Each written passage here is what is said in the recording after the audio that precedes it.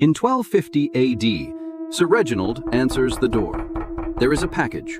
There is no sender. The package contains a microwave. He presses one of the squares. The box beeps.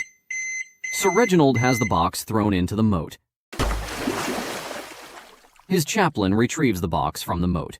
One evening, Sir Reginald's cook accidentally presses the right combination of buttons. The microwave turns on. The turntable rotates. The interior light illuminates.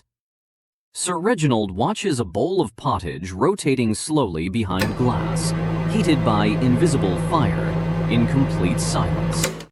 He immediately declares it a relic of the saints. He is wrong about this, but a warm bowl of pottage in under 2 minutes is, by any measure, a miracle.